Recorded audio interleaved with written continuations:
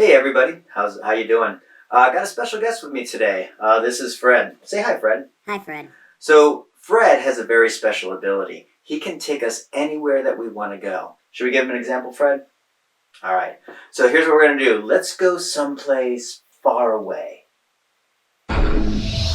Okay, Fred. This is the moon, and the moon has no air, and I can't breathe. So let's go someplace cool instead.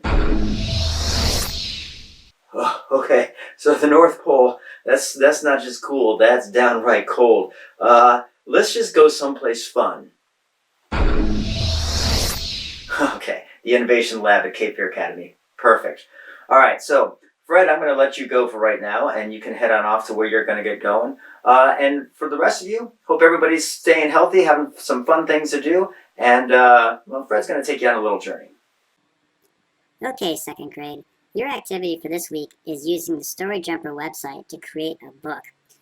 Now, in the Future Minds remote learning site, you'll find a page dedicated to Story Jumper, and there's a link right here that will take you to where you need to go. When you go there, it's going to ask you for a password, and you're just going to type in CFA123, and then it'll talk to you about what you need to do to sign in. Now, I've already created an account, so that's why this isn't working for me, but once you're there, you're going to be able to go to a page that'll look something like this. And what I'm going to want to do is I'm going to want to create a book. So I'm going to click on Create a Book. Now, you can pick a template like this, or you can just pick something blank.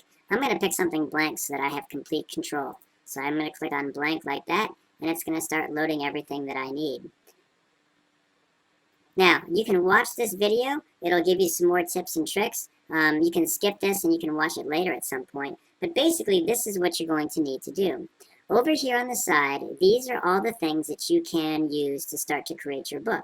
So if I click on props, for example, I got these different characters I can choose from. Or I can scroll down and click on more props, and I can find even more. So I can choose a Halloween character, or I can go to like people and stuff like this. And scroll around until I find a character that I might want to start with. It might be kind of fun to start with one of the stick figures. You've got them in all kinds of poses. But if you want to start with something else, you certainly can. The other thing that you could do is you could create your own character by clicking on Design Character here. From here, I can change all these different aspects of my person. I could even make them whatever color I want. So if I wanted my person to be blue, I could have a blue person like that. I can change the hair. I can change the eyes, the eyebrows, all these different things I can change to make my character look the way that I want my character to look. When I'm done, I just click Finish, and now I've got my character ready to go. Alright, so you can see here's my character right up here at the top. So once you do that, you can bring your character out. Whoops. Let's click on that. I'm just going to click on my character, and I can resize the character like this, okay? And move it around, and I can make a copy of my character if I needed a copy, or I can click on the X and get rid of my character, okay? I can click on this paintbrush, and I can redo some of the stuff if I want to redo them. So once I put my character in place, I can also start talking about what scenes that I want. So I can click on scenes, and if one of these scenes works, that's great. Otherwise, I can click on more scenes, and I can try to find some more scenes until I find the scene that I want to use for my activity. So I just click on the X there, all right, and there's that scene that I just chose. So now I can move my character around, and maybe I want my character to be saying something. So I click on text, and I'm going to use this call out right here. I'm going to click on that. And I'll just type in, hi, my name is Dan. I can resize this speech bubble so I can get the words to fit the way that I want. And I can also click on this hand to make it move around and go somewhere else. So I might move it right along like this. Okay. So basically I can do that. I can add more text boxes from over here. So maybe I'm going to make this one white, and I can say, Dan is the hero of this story, period. Okay. Oh, I'm going to make that white again. And so there's my text right there. I could change the color of the text I needed to.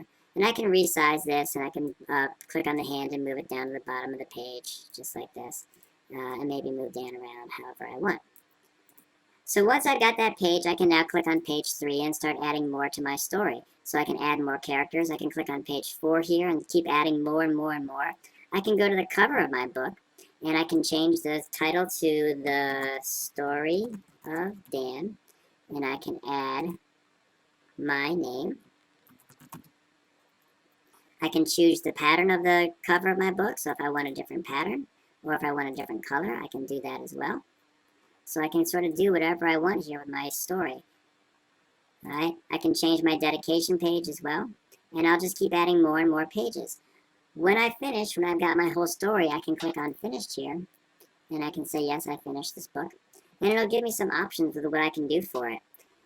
If you want to, you can share this with Mr. K. So you just click on share right there. All right, and then you can send it to him. Here's the link right there that you would send to him, and he would be able to read your story and see what it's like.